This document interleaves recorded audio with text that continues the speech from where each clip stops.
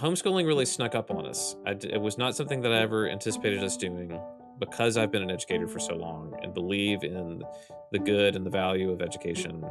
And we have lots and lots of friends that are public educators. We bought our house where we did because it was proximate to the elementary school. So much of our life prior to 2020, I think we had organized around this assumption that we were gonna do one thing, and then COVID showed up, and we found ourselves on this entirely different journey that has been really great for us. Welcome to Homeschool Talks, a podcast by HSLDA. This is a show about all things homeschooling, from practical tips to inspiring stories and everything in between. You can find show notes for this episode along with our other Homeschool Talks conversations at hslda.org/podcast. And if you want to be the first to know about new episodes as well as upcoming guests and topics, sign up for our email list using the link in the show notes. We're so glad you've joined us today, and we hope you enjoyed the program. Here's your host. Well, welcome to Homeschool Talks. My name is Will Estrada. I'm Senior Counsel at the Homeschool Legal Defense Association. I'm a homeschool graduate and a homeschool dad, and I'm thrilled to be here today, and I'm thrilled to be joined by Dr. Myles Wertz. Dr. Myles is Associate Professor of Theology and Director of Baptist Studies at Abilene Christian University, where he teaches in the Graduate School of Theology. He is also an author and editor of several books in Christian theology and Christian ethics. Thank you for joining me today, Myles. Yeah, thanks for having me. Well, it's a privilege. You've written a very interesting article titled Homeschooling for the Common Good. But before we get into that, tell me a little bit more about yourself and how you became interested in studying theology and ethics. Oh gosh. I first began to be interested in theology and ethics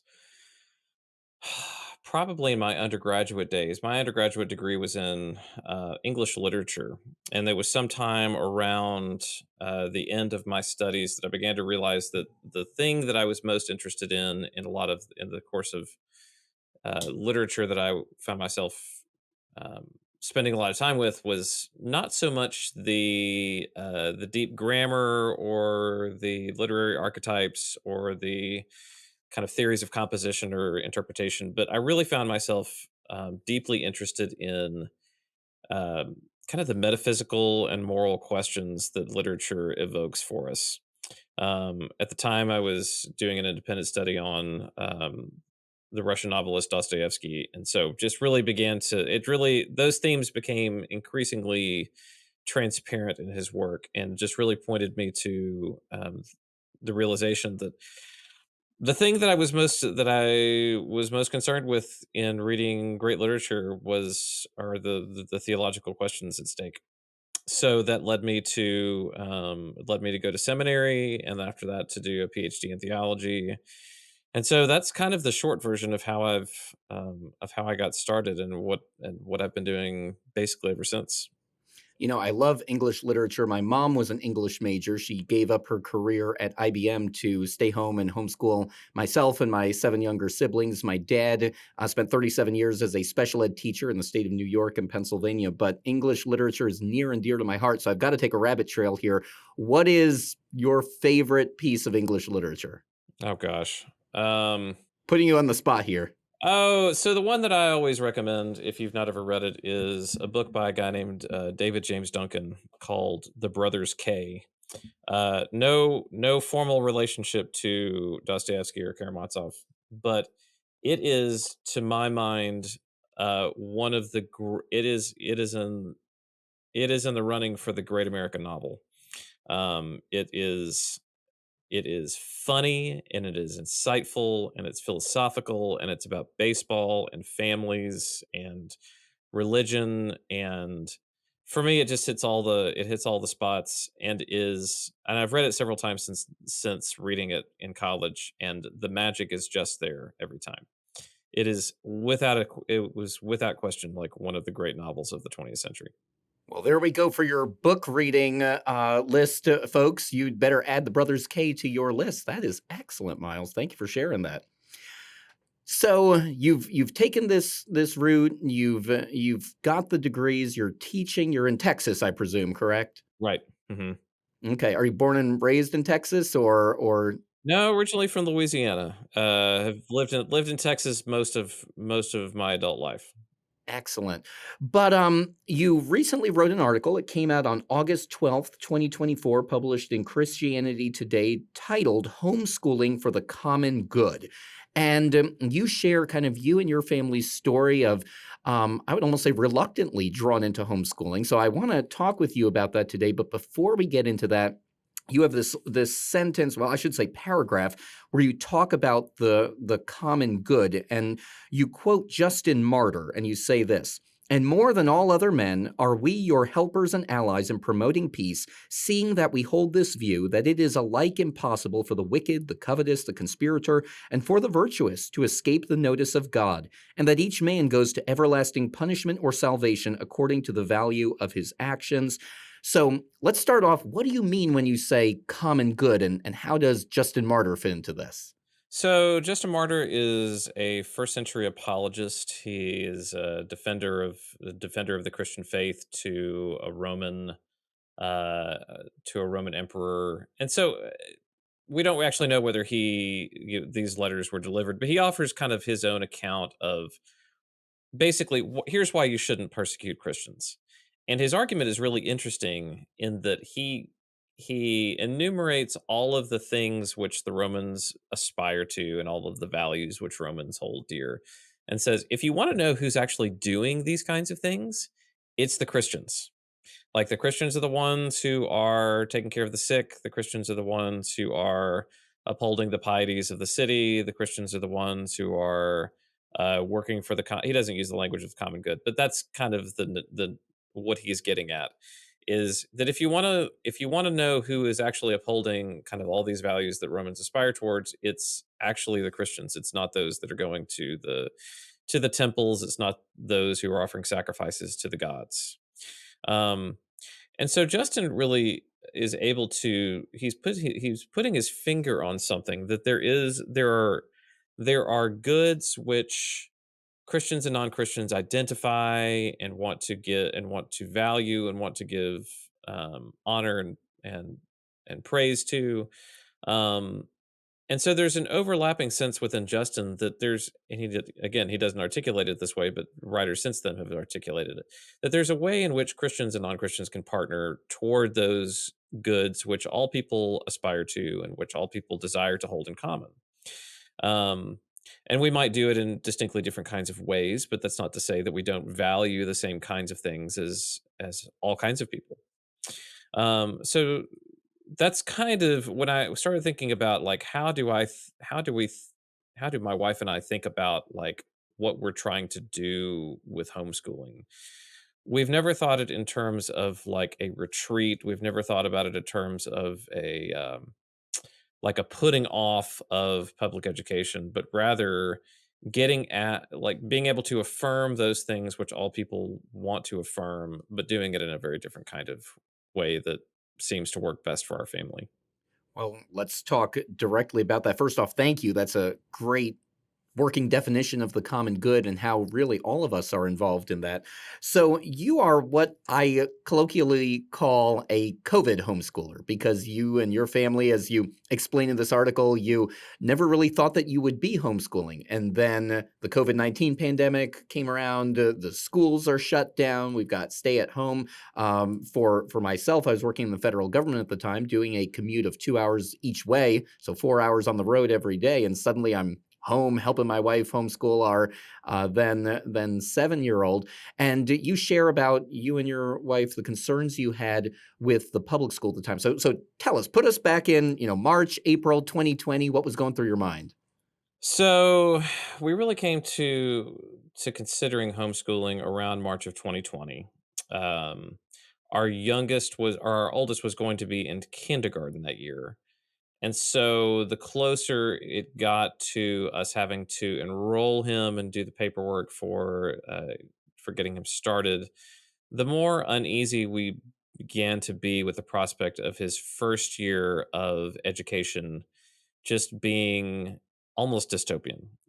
Either he would had to do kindergarten virtually online, or He would have to do it in person, but masked with all of his other not being able to see his teacher's face or his classmates' face, not being able to like touch anyone or be near anyone. And so it just really felt like there were no great versions of public education in that at that time that really seemed doable. I've been an educator for 15 years, and so pedagogically, I have my concerns about like virtual forms of education. I think that there's good and better ways to do it, but to do it for 5 and 6 year olds just felt like this is not really going to work. And I think I think a lot of the research into that generation since then has kind of borne out that there have been real costs that have been borne by kids that was the best option available, and it didn't work out nearly as well as anybody was anticipating. You say 1 year. We said we can do 1 year. You write in the article. Sure, right. The thing is in Texas, kindergarten isn't even compulsory. So he's going into his kindergarten year, and we're thinking, okay, what do you need to know when you're in kindergarten? You need to know your letters, your numbers, your shapes, basic socialization, just kind of some basic skills. We thought, okay, we can do this, right? I had just started a new job. My wife is a counselor and was working some from home, and so we started looking at option A, which is public school, and decided, okay, there's got to be something else we can do. And so that really led us to option B, which was, okay, this is an emergency situation. Maybe we can do this for just kindergarten and just see how it goes. And so we converted part of our front room into a makeshift classroom. We got we got some curriculum, we got some workbooks, we started listening to some homeschooling podcasts and talking to other folks that found themselves in the same situation, and just really kind of fumbled our way through that first year. I would work from home typically 1 or 2 days a week, and so I would do part of the schooling that first year, and my wife would do the rest. And so we just kind of figured some things out and made it work as best we could that first year. But part of what we discovered in the course of that first year was that it really afforded us a lot of space and time as a family to do some things that we wouldn't have been able to do had we been in public school, right? So if we so this is like the early days of COVID. So we did a lot of camping. Like a lot of folks, spent a lot of time outdoors and did a lot of camping. And we realized, oh, we don't have to stay till 4 o'clock on a Friday. Like we can leave late Thursday if we want to, and we can come back on Monday. Oh, we can s- we I can be with our children like more hours during the day than not. And to us, we just kind of began to realize pretty early on that those were things that we really desired to do, and that it was a whole lot of work. But we just thought this is our one shot to do this with our kids, and so it just seemed like, okay, we can do this. Um, that first year turned into what is now, what, 4 years. So we're in our fourth year now of homeschooling. Both of our youngest was about 3 at that time, and so when he got to, like, kindergarten age, we decided to do the same thing with him. Um, we joined up with other families after that first year. We got connected with a, kind of a hybrid school situation, where the kids now go 3 days a week, 9 to 3. They have former public school teachers that do reading and language arts and history and science and physical education and a couple of other things. They're home with us on Mondays and Fridays. The whole school is like filled with kids that are homeschooling and kind of doing this in collaboration. Um, so slowly we found ways to make it work and for it to get better and for it just to really, yeah, it feels like a real cohesive part of our life now. It's the kind of thing that homeschooling really snuck up on us. It was not something that I ever anticipated us doing. I think because I've been an educator for so long and believe in the good and the value of education, and we have lots and lots of friends that are public educators, um, and we bought our house where we did because it was proximate to the elementary school. So much of our life prior to 2020, I think we had organized around this assumption that we were gonna do one thing, and then COVID showed up, and we found ourselves on this entirely different journey that has been really great for us.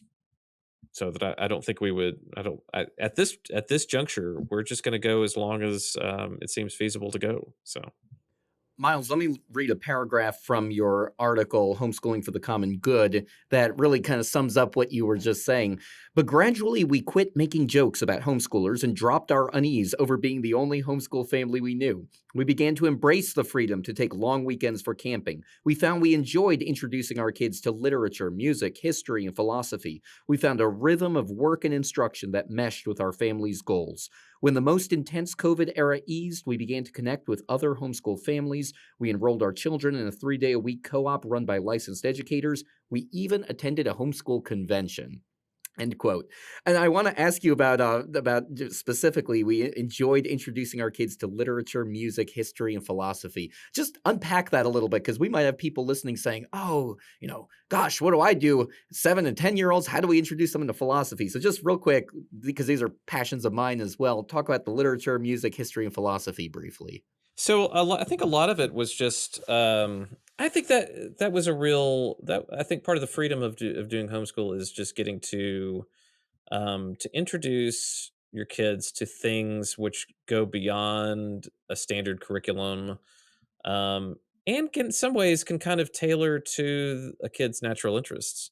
So our oldest gets really into at the time, like our oldest was really into oh, what was it? It was like he was really interested in like all things medieval. And I didn't know anything about medieval history. I'm not an expert by any means, but we have a public library. There's tons of good podcasts. We found some good curriculum. There's a series that we've been using called Story of the World, which really gets into kind of different epics within human history and gets down into history and politics and culture and philosophy and gives them kind of a well-rounded sense of like what's going on in a particular era. Um, and so we just kind of figured it out. I think that homeschooling can feel it definitely felt intimidating to us. And I'm sure it feels intimidating to lots of other parents as well.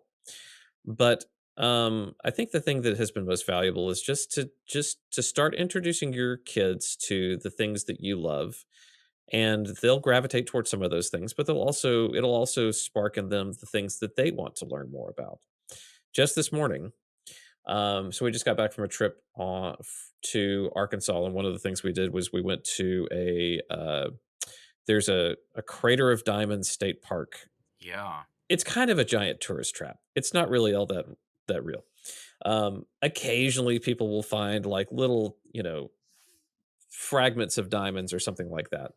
But it was a lot of fun because they got to dig in the dirt and got to get to know a lot about the gemstones that are there. And so my youngest this morning was sitting on the couch with like his book that we got from the library, all about gemstones, and he's going over his big pile of rocks that he dug up at the Crater of Diamonds. And it's just kind of like sparked this new desire for him to learn about something that I have no interest in. I do not care about gemstones whatsoever, but he really thought that they were the coolest thing that he had ever encountered. And so being able to incorporate those kinds of things into the learning, like into the educational experience, I think it's a lot of fun, and it really gives the kids an opportunity to discover things that you as the parent may not be that interested in, but um, you know, are are good for their own sake, even if I don't necessarily value them. My I've got to share this funny story. So my wife and I, we have two kids, Dominic age 12 and Merrick age 7, and same sort of thing. Our 7-year-old is just fascinated by gemstones. And I'm a bit of a nerd, so when I was a kid, I was also fascinated by gemstones. I still have a gemstone collection, so he loves it. And he started getting into diamonds. And so he's like, "What's the biggest, most valuable diamond?" And I'm like, "Oh, well, the Hope Diamond." We live close to DC, so he's just getting on about the Hope Diamond. I mean, this is what he lives for basically. Every day he wants to do more research about the Hope Diamond, our 7-year-old. So we're thinking to ourselves, we better go to the Natural History Museum in DC because the Hope Diamond is there. And so he's asking, are there guards? And yes, there are guards. So we're getting there. He's just like, I'm going to see the Hope Diamond. And I don't know if you've ever been to the Natural History Museum, but it's not, the Hope Diamond is not as big as maybe you think it is. And so he sees it and he's like, is that all it is? And it was kind of funny, but same sort of thing. We got to see something like that and then spend time in the Natural History Museum. So the Arkansas diamond mine is actually on our list of places to go. It's fun to do once. I don't know that we would want to do it again, but it was cool to go do it one time. Miles, you've mentioned a couple times homeschool podcasts. What are some homeschool podcasts? Obviously, have to say Homeschool Talks here at HSLDA is one, but what are some other homeschool podcasts that you and your family have really benefited from? So my wife has really gotten into one of the ones that she likes a lot is called Read Aloud Revival. I don't know if that's one that's familiar to your listeners, but it's one that we've really benefited from. It's not just about homeschool, but it largely revolves around literature and education. It gets into question. It's done from a Christian vantage point, and so it really gets into questions of religious themes within literature and philosophical themes, and tries to help parents and kids be aware of kind of what are the deeper questions that books are asking, and how can we kind of foster that love of wisdom and learning in our own kids. Um, I mean, there's a bunch of others, but I think that has been the one that for us has really been a great resource and has introduced us to a lot of children's authors that we wouldn't have known anything about. My wife has become a real children's literature aficionado. Like more often than not, like that is what she's reading in advance of what the kids are going to be reading next, because she wants to put in front of them the best possible literature, and frequently it's stuff that neither one of us have ever heard of before, but just comes recommended by those that have kind of walked down this path before us. That's the one that I the read aloud revival is great. It's been really helpful for us. I'm going to check that one out myself. Miles, want to take a step back because you've have a long experience with education yourself. And one of the things you said in your article, Homeschooling for the Common Good, is as an educator, I think standardized testing is a bad way to organize instruction. As a parent, I have concerns with how much time my kids are away from home, how many hours rote homework takes from play and individual interests, and just broadly speaking, when it comes to education, and this is an area of interest to me as well. I spent many years as HSLDA's federal lobbyist, so meeting with legislators on Capitol Hill, talking about the federal high stakes testing that were first in No Child Left Behind and weren't really rolled back in the Every Student Succeeds Act, which was the 2015 reauthorization. And so in public education, there's a lot of requirements. Some of these are federal, many of these are state for standardized testing. There are far less for homeschoolers. There are some states, as you know, where homeschoolers do have to do some standardized testing. In Texas, you do not need to. But just kind of from an education perspective, unpack this a little bit for us. Yeah, I think the concern that I have with respect to standardized testing is that it prioritizes knowledge of a particular body of information, but largely absent any context within which that information would make sense. Um, Around the time that we were considering really just jumping in and doing this, I read a book by a 20th century social theorist named Ivan Illich called Deschooling Society. And so he's writing in the 1970s, and one of his key concerns in that book was the way in which education had become largely, he thought, a credentialing machine. that primarily education, he says, exists. And again, he's writing this like 60 years ago now. Primarily to provide people with certain kinds of credentials, but not necessarily certain kinds of skills or certain sorts of competencies or capacities. And so he says that that's kind of, if you have an economy that is built around gaining certain kind of credentials, then it makes sense that your education system is going to do the same kind of thing. That people gain certain kind of credentials and certain sorts of stamps of approval, but they're not necessarily becoming more skillful or artful kinds of people. And for me, as an educator, that really resonated because I see the way in which those sorts of impulses toward giving people certain credentials or giving people certain sorts of certificates or licenses becomes kind of the thing that drives a lot of forms of education, not just primary education, but also collegiate education as well. Um, so the opportunity to do something different and to emphasize kind of a more skill based or practice based form of education where information works within a particular context and you link it together with um, with habits and practices that help us to understand like why the pursuit of knowledge matters or how it matters, just was really appealing to me. So rather than having something in which, so my concern with standardized testing is when you do something like teaching to a test, you're teaching so that your students will pass at a certain rate, and so that your school continues to receive certain funding, so that the institution can continue. But that's not really ultimately, I think, what's best for students, and that's not really how learning works. Like learning should be marrying together information in context alongside skills and habits that can't really, in some sense, be standardized. Not all kids are going to gravitate towards the same practices or habits, and not all kids are going to kind of go at the same pace. And so having a form of education that kind of is a one size fits all kind of model is good when you're talking about like large scale education. Like, in some ways it's like it's what you can do. Um, but something that is a bit more smaller scale or more, to kind of use more theological language, more personalist in nature, something which attends to the particularities of students, something that's kind of maybe a different model would be like the tutorial model, where you're sitting down with a student and you're helping them work through particular questions and you're giving more attention to where the gaps in knowledge are or where the skill gaps are in a more particular kind of form. That really seemed like a better model pedagogically for me.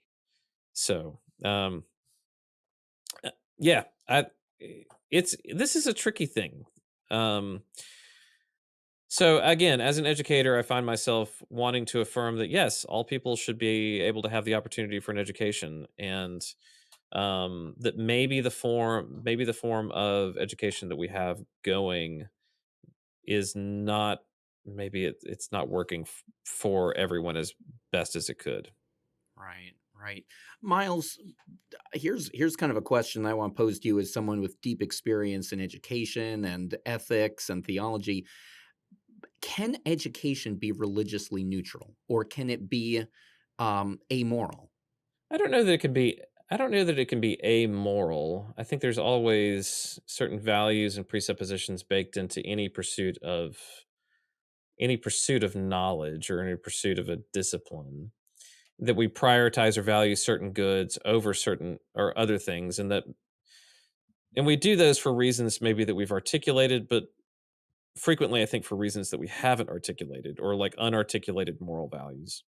So I do think that every pursuit of knowledge has in view some, like we're doing it for certain reasons and not for other reasons. We think that certain things are good to learn about, but we have to name like what those things, like why. Like why is it good for us to learn certain topics but not other topics? Why is it good for us to learn certain topics in this particular form or in this particular way but not other topics? So I do think that there are kind of moral presuppositions that are baked into education all the time, whether we acknowledge this or not.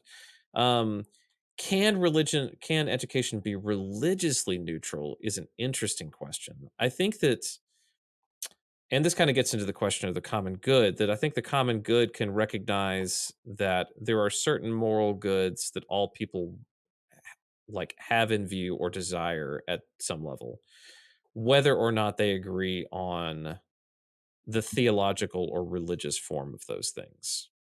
So, to kind of give one example, uh, Christian Jews and Muslims can all affirm certain basic tenets of human dignity or uh, human origins or these kinds of things, even if we disagree at a theological or religious level about the identity of the God who gives those goods or who makes possible those kinds of things, or about what sorts of religious texts are normative when we're trying to describe the value of those moral goods. So I think there can be a moral overlap, even if there's religious divergence. Um, and I think it's actually good for our kids. Like if you're raising your kids in a faith tradition as we are, I think it's good for them to be at least aware of the ways in which those things do overlap, but also diverge.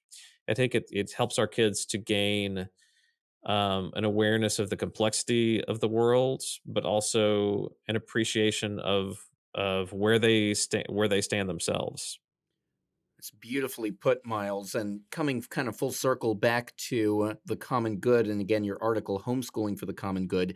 How does homeschooling contribute to the common good? So, I think that homeschooling contributes to the common good by if one of the things that so I was just reading and was doing some reading on the fifth commandment or depending on how you number the commandments. The commandment to honor your parents, right? And so one of the things in the commentary surrounding honoring your parents has to do with not just the obligations of children toward parents, but also parents toward children. One of those being, and this is kind of a more 20th century development, kind of the that all children should have the opportunity, as far as their parents can provide it, um, the opportunity to be educated, right? To pursue education, to be formed not just morally but intellectually. Um, so I think that that's a universal obligation of parents to try to seek that out for their kids, and so it becomes something that is a common concern, but there are multiple ways of getting at that common concern. There are better and worse ways of thinking about the form of education, like what form education needs to take. There are better and worse ways of thinking about what kind of instruction children need. Um, and so homeschooling becomes one of those ways that education is pursued and that families can be involved in the educational process. Um, and I think along the way, what it does when we allow families to pursue homeschooling, we find that certain practices or certain ways of educating begin to bubble up from the surface that wouldn't have been discovered or wouldn't have been understood had there not been the room for things like homeschooling to exist. So earlier when I was describing like the that I think education needs to be more personalist and more attentive to the particular needs of students in nature. Like that's something that homeschooling can naturally do. But it's also something that I think you can bake into larger scale systems. It might be more labor intensive and it might require more funding and it might require more personnel, but it's not something that is theoretically at least impossible to do. And so when you have other forms of education which are allowed to kind of do their thing and to flourish, then there might be lessons that emerge from these other like educational arrangements that can be instructive for like larger scale efforts to educate, right? Um, so I think that it's actually in the best interest of everybody for us to kind of just to let's just see, right? Maybe there's some things that will bubble to the surface that can benefit a lot of people, not just the immediate homeschooling families, but that could be of instruction to like a lot of people who care about how their kids are educated and what their kids are learning and how their kids are learning. Miles, I like how you frame it of a freedom right to homeschool or a parental right, but also that responsibility that we have as parents. I recently wrote a law review article and really go back to the beginning of parental rights, looking in the Jewish faith tradition, Christianity, Islam, then the Greek philosophers, Plato, Aristotle, Aquinas, Augustine. And as I was reading about Matthew Henry, his commentaries to the Bible, specifically Ephesians 6, it was very I'll say convicting. Matthew Henry, and he wrote this in the late 1600s, early 1700s, his 6-volume commentary to the Bible. Of course, Matthew Henry, the Protestant theologian, and he was very cautious. And he said, parents, you can't, for lack of a better term, beat it into your kids. You need to, he said, endeavor to talk to their reason, to encourage them, to be gentle with them. And sometimes I think we think, oh, the Puritans or Pilgrims were these really belligerents, but he's here warning us 300 years ago of parents. You need to be have responsibility, be gentle, be endeavoring to reason with your kids on these issues. And of course, that's the passage in Ephesians 6 of fathers, provoke not your children to wrath. So along those lines, is there a caution here that you would have of, is there a way that homeschooling can be either not for the common good or not well done? Yeah, I think if we're homeschooling simply because it is beneficial for the parents, or if we're homeschooling not because it is what is good for the kids, but to make some sort of like social statements, or we're homeschooling out of like like for reactionary reasons, then I think that we're misguided in doing that. I mean, there definitely there can be benefits regardless of the motivation, but I do think that that will influence the form of education that takes place.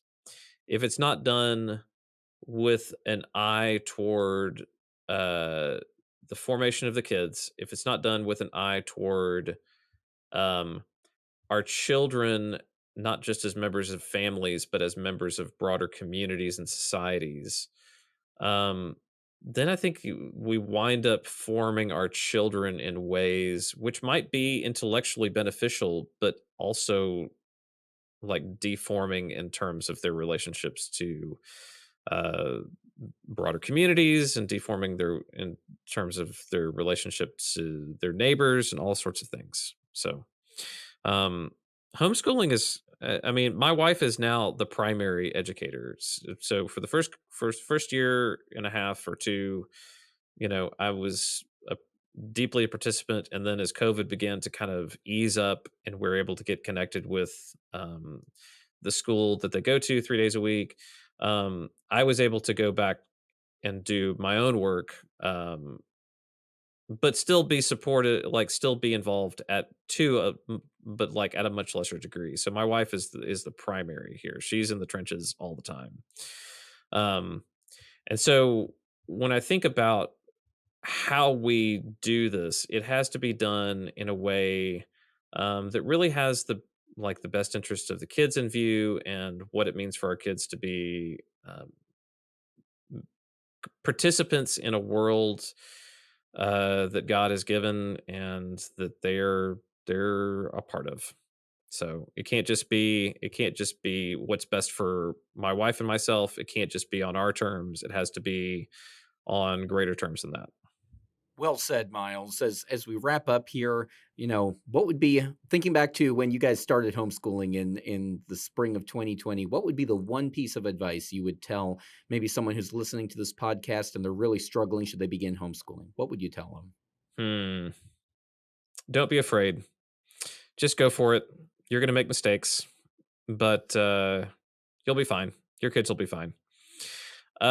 Give yourself latitude to um, give yourself like permission to be tired and to not get everything right, but just keep going, because you'll get better and you'll learn more, and it'll become more of it over time. It will feel less like this additional thing, or this accommodation that you're making this accommodation that you're making, and it'll become increasingly part of just who you are and who your family is and how your family works and operates. It'll become more integral to your family's life, not just kind of this other thing that you do.